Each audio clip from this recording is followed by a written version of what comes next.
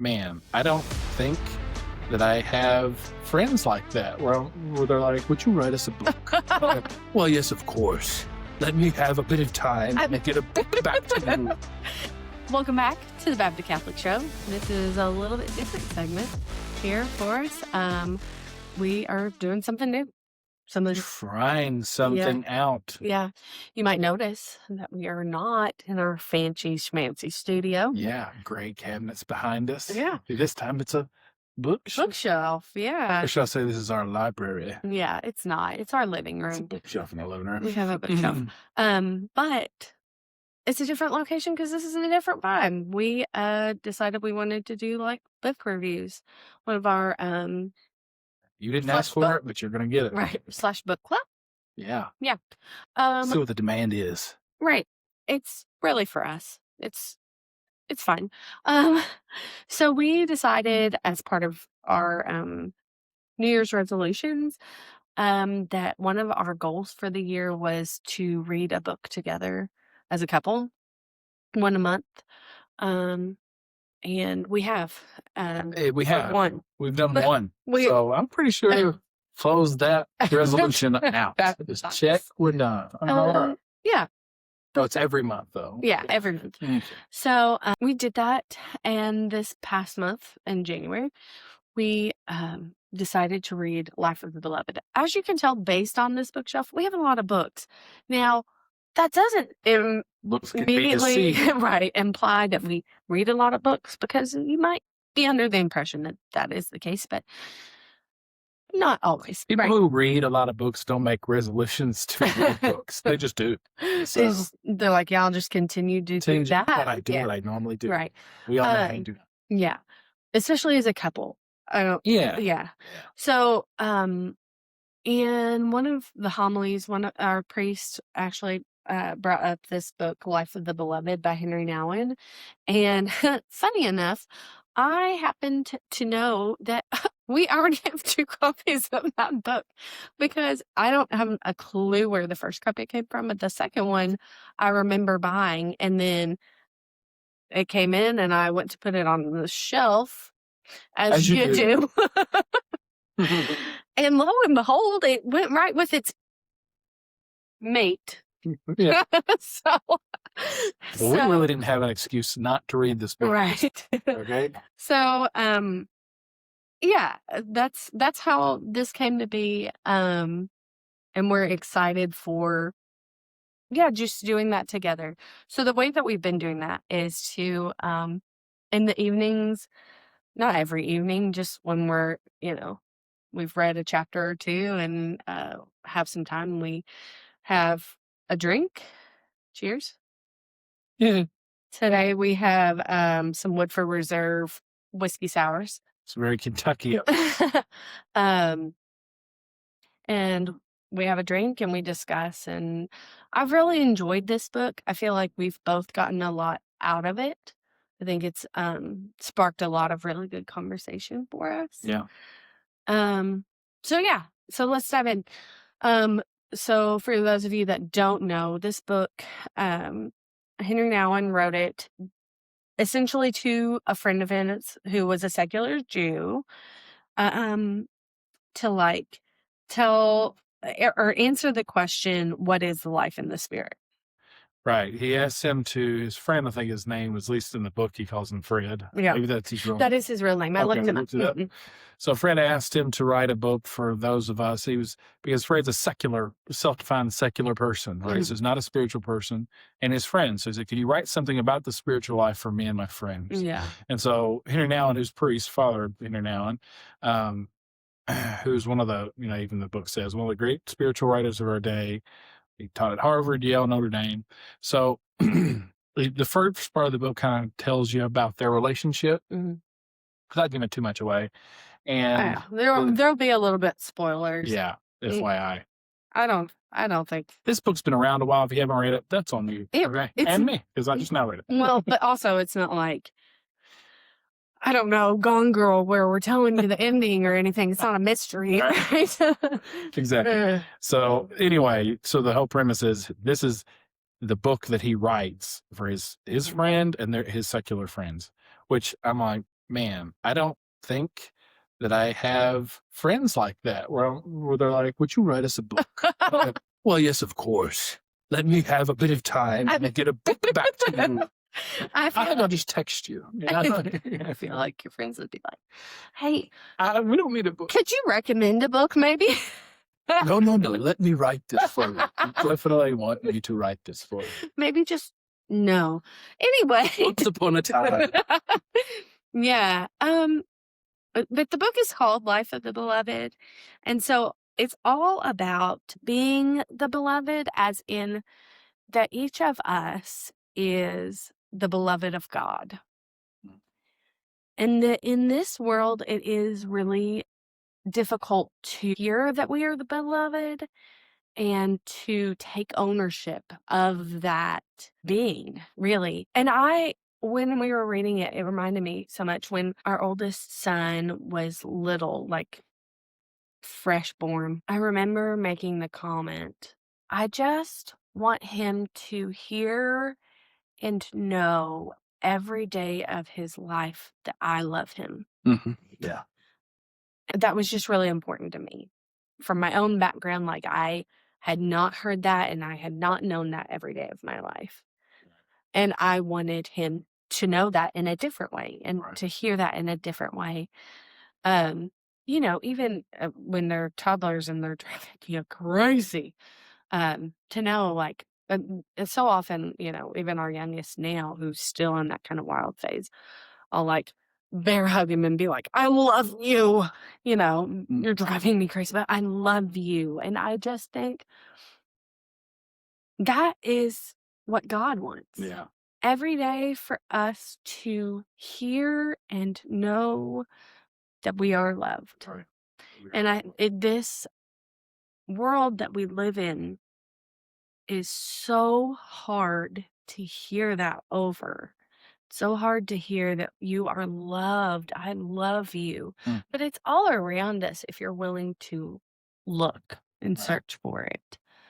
For some people, that's very twee and sentimental. Oh, God loves me, whatever. When you have the realities of life everywhere kind of telling you differently, that you're not important, you don't meet the standard, you're never going to get ahead, you need to work harder, you need to work harder for someone to love you and all these things. So, and this too was, and Henri Nouwen talks about it in the book, but,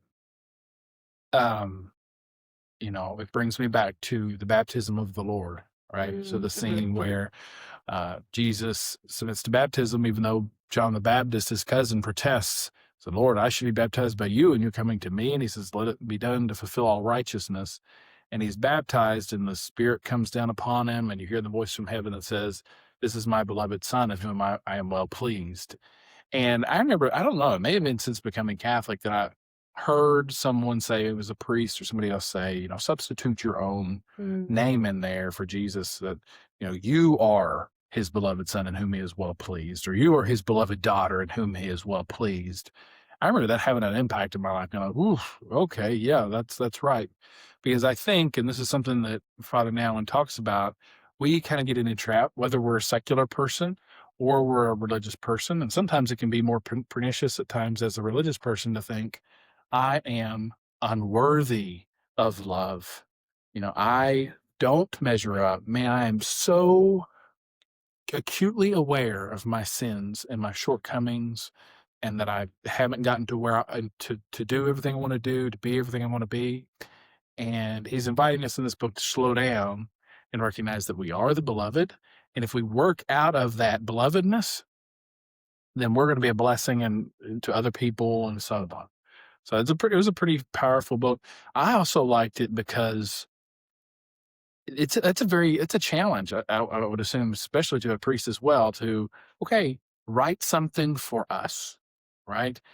Detach yourself from the world of writing and talking to other people who are Christian, who know this stuff, who kind of, you can presume they have a lot of this knowledge, and form it in such a way that's going to be palatable for a secular world, which in a way is what we're all called to do, to evangelize, to share our faith, and not to take things for granted, like to assume people are a certain place and they're really not. So anyhow, with that, we'll kind of jump into it. So the intro was a lot about that, right? Him and Yeah. Fred Yeah. setting the scene. Yeah. And then there's more conversation there about being the beloved, like Casey kind of talked about, that we um the voice during the baptism of the Lord, and that we are that beloved as well. And then in the second section there, becoming the beloved, um Nouwen breaks it down into um taken, blessed, broken, and given, um which I really appreciated, that the spiritual life, those are obviously the words from the consecration, but that we too can become the Eucharist for others, Mm-hmm. that we can be taken, blessed, and broken and given Mm-hmm. for other people, just that we can be brought into God's plan of salvation for others. Yeah. Yeah, exactly right. And it just coming into that first section about being taken, that's something that I had kind of realization that he points out, which is a sad reality, but our world is full of people who question whether it would have been better had they not been born. Mhm. That's just so powerful and so true, that there's so many people who they don't realize their worth, in general, and especially not before God, right? That, he loves us in such a powerful way. And then goes on, our preciousness, uniqueness, and individuality are not given to us by those who meet us in clock time, but by the one who has chosen us from all eternity. So he's like doing that counterweight. He's like, no, we can't find our value ultimately here, right? It comes from above, Yeah. and not just, because we're all, even Aaron and I, are born into very distinct situations. And there are people who, from the beginning have had a really tough life. And there are people that have started out with every blessing that you can imagine. But ultimately, that value is still from God. Right. Love. Right. I agree. I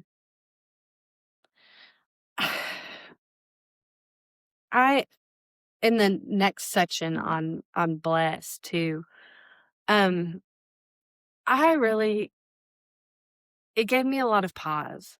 Um, because in the blessing section it talks a lot about, how we can be a blessing to others. Um, but that so often in our world, when someone tries to bless us, like by saying, "Wow, you are really good," Yeah, right. like speaking into our abilities or giftings or anything like that, we are so quick to, "Oh, don't worry about it," just, and maybe that's a Southernism or something, but Mm-hmm. um To deflect. yeah, and it's like, "Oh, no," but like, If you really knew me, like, you wouldn't be right, praising me right, right now right. instead of accepting me. But yeah, just that really touched me, the idea of like accepting that blessing from people, as like, and acknowledging it and saying thank you, and like just accepting rather than trying to put it off or anything like that. I really appreciated that, because I think, yes, so often we do only see the worst in ourselves. And so even when somebody else points out something good about us, we are so quick to negate it. And to just say, "Oh no, I'm not worthy," kind of thing. Which, there's a humility, but there's also a false humility of things, and there also is a dangerous pride in humility, right? Mm-hmm. Yeah, false. Yeah. So taken, we're blessed. The next section was broken. It's another section I really appreciated, because the reality of our world is that it is broken. This is a broken world by sin. And we know that. We know that there was a real fall of grace. Um, and we see the effects of it. Yeah. And I liked how it really was about sometimes in our brokenness and in our pain and our suffering, there are folks who come alongside of us, even friends and family, who are just kind of like, well, hey, it's really not that bad. So and so over here has it a lot worse. So buck up. Mm-hmm. And it's like, okay. He even says as much. He's like, I'm more grateful for a person who can acknowledge that I am very alone in my pain than for someone who tries to tell me that there are many others who have a similar worse pain. Yeah. Oh, yeah. I It's like, reading about that. I thought about like, when you're a kid and you're complaining about something or whatever, and your parents are like, well, kids in Africa would really appreciate this. It's like, exactly. yeah, okay. Well, and, of course, kids, Whatever. you're complaining about something silly, probably, but we do that as adults too. Right. Right. Or even, there are a lot of people in just really heartbreaking situations. And we have the worst time sitting in that with people Yeah. and being with people in their suffering. It makes us so uncomfortable. So uncomfortable. And I have personally had a lot of blessing through sitting with people in broken situations as a nurse, to be with patients at the end of life and to walk with families through that. Yeah, I feel like that's been a blessing to be able to be with people in that. And in my experience, yeah, just being there, not offering a platitude or saying, oh, it's going to be okay. They'll be happy. Like, they just need communion, right? They need someone who is going to, when they break down, hold them, or, whatever that looks like. But Yeah. yeah.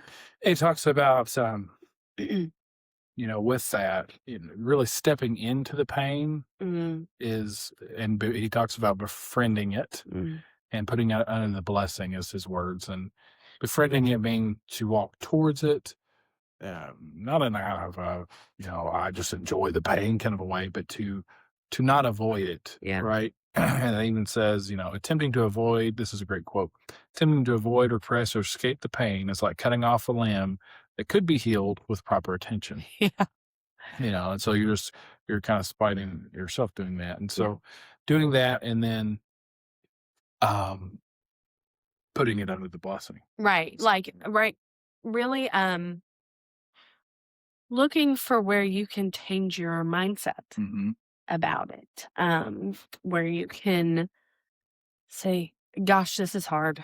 This is a terrible situation. I'm sure you have had those situations where you're like, there is no hope here. And being able to just say, even just to say, there's no hope, God, but I'm going to trust you with it. Like that then becomes a blessing in the brokenness. Yeah. And one of the things he talks about when you're putting out the blessing, he talks about addictions and how all addictions, they can make us slaves. But when we openly confess, and he's not even talking, remember, he's talking to secular people. He's not saying go to the sacrament of reconciliation. But I love how in this book he's looking that way.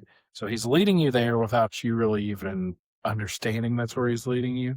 But when we confess our dependencies and express our trust that God can truly set us free, the source of our suffering becomes the source of our hope. So actively recognizing that and being vulnerable and turning to God, being vulnerable with other people, it can take you so much closer to that healing and to that love versus I'm just going to stay in this corner. I'm not going to address it. I'm not going to work towards it, which could lead you into such a more deeply terrible place. And the last section in this week is given. Yeah. I had an idea of what it would be, like that we should, like, from brokenness and blessedness and being chosen, that we would then go forth and give to others, right? And it does kind of start that way, but then it moves deeper in a way that I didn't expect, but I deeply appreciated, into the way that we cling so hard to this world and to life itself. Right. Yeah. So, like, here it says, we have to choose between clinging to life in such a way that death becomes nothing but a failure, or letting go of life in freedom so that we can be given to others as a source of hope. Yeah. My kids have heard it time and time again. Casey is sick of hearing it, but I have said so for so long, death is not the worst part of life. Yeah. And I think that's a very countercultural statement, because that's like the number one fear is death. But when you realize that even in death, there is a blessing, that you are with God in eternity, the most fulfilled you will ever be, there is a blessing there. And I really appreciated how he just put his cards on the table completely about that. Yeah, I think so too. And then he transitions from becoming to living as the beloved, and that just it was a good section as well. It talks about We liked it all. how you become a liked it all. slave, right? Like you can, the world and all is good, right? God created the world good, and there are things about it. He's talking to Fred. Fred's living in New York City. There's all kinds of things going on in New York City. You can go see plays. You can do this and do that. A century overload, but that's okay. We're not taking the puritanical view of you should just not do anything fun or enjoy anything. As long as you're living in the light of the fact that you are the beloved of God. Right. Because when you do that, then you don't become slaves to those things. They don't become your masters, right? I have to chase after this thing because it makes me feel good. Right. Or you're always looking for the next entertainment or pleasure or whatever it is to kind of make your time, or fill your time, I guess I should say. Yeah. It talks about life as a God-given opportunity to become who we are, which is that as beloved. And the one who created us is waiting for our response to the love that gave us our being. We both talked about how powerful that is, that, God, of course, is the ultimate gentleman. He's not going to force us to do anything. But really the fullness of life in the spirit, like there's so much God wants to give you in a life that is so full. A lot of times we have this understanding of, religion is repressive. It's going to take away my freedom. It's like, man, if we could just show people the other side of the door, right, to get them to see what the life of the beloved is like, then people would flock. Right. And of course, that's our job, right? Is to help facilitate that. Yeah. Towards grace. And then going from that to, it's a little later on, it says, the world and its strategies may help you to survive for a long time, but they cannot help you live, because the world is not the source even of its own life, let alone yours. And because how often you hear that, there's got to be more to life than this, right? And there's a search for meaning. It's St. Augustine, right? The restless heart until it rests. The heart is restless until it rests in thee. Like, that the world can't fill that void in your life. That can only come from life itself, which God is life itself. So, really, until we recognize him and search after him, we can't fill ourselves up. Right. And then it kind of makes its way into the epilogue, which was very fascinating. So to go back to Fred, and we kind of find out that Fred's not really satisfied with this book, which I'm thinking, who wrote you a book? say thank you and move on. But no, But they have a really close friendship. So he's able to kind of tell him, he's like, one of the things, I hope I can find it. Oh, Fred had said, this still sounds like a book that's oriented toward the converted, like somebody who's already a Christian. And me and my friends, we just don't even have that frame of reference. And Henry Nouwen says, but I had sounded like someone who is so excited about the art of sailing that he forgets that his listeners have never seen lakes or the sea, nor to mention sailboats. yeah. And the thing that hit me, Aaron and I had an experience not anywhere near this deep, right? Where we invited some folks into something who had been away from the faith for a while, and we found out, we thought, oh, this will be good for them. This will help them to see the light. And they came away not going where we thought they would go, and actually having some fundamental questions that we thought, surely they understand that about Christianity. Like, what in the world? Yeah. And the whole point here being, we cannot presume where people are, where our neighbors are, where our family members are. I just loved how vulnerable Henry Nouwen was with that, and saying, it didn't really hit that mark.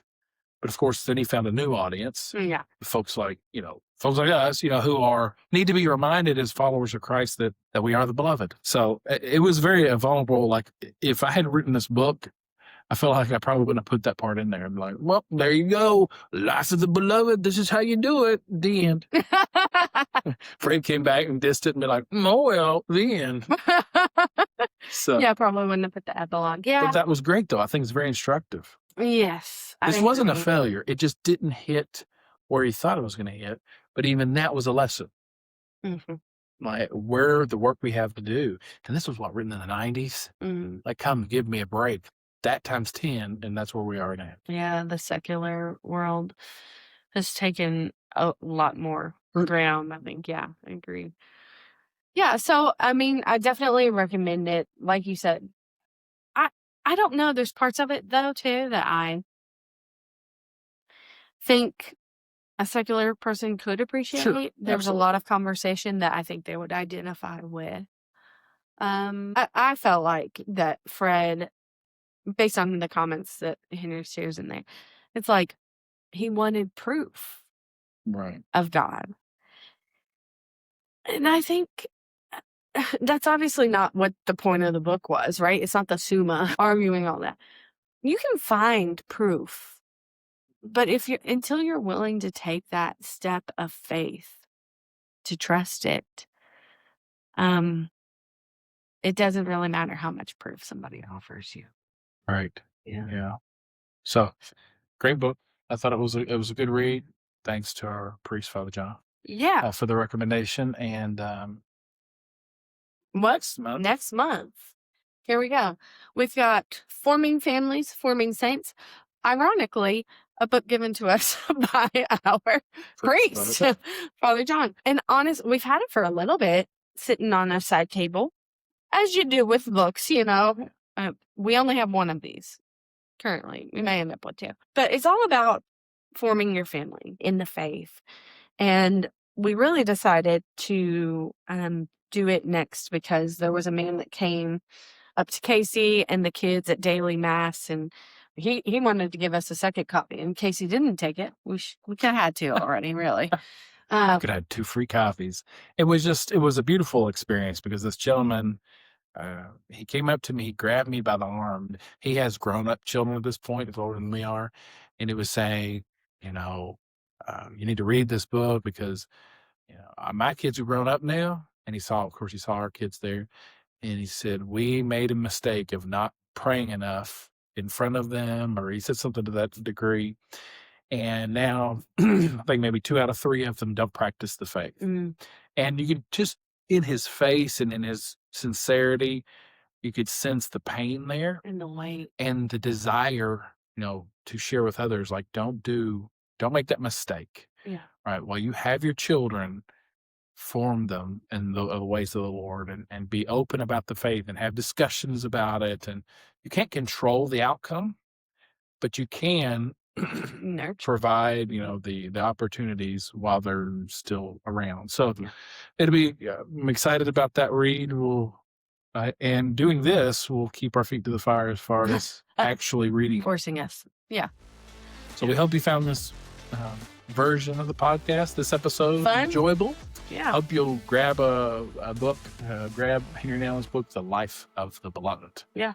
And we'll see you back next time on The BaptiCatholic Show.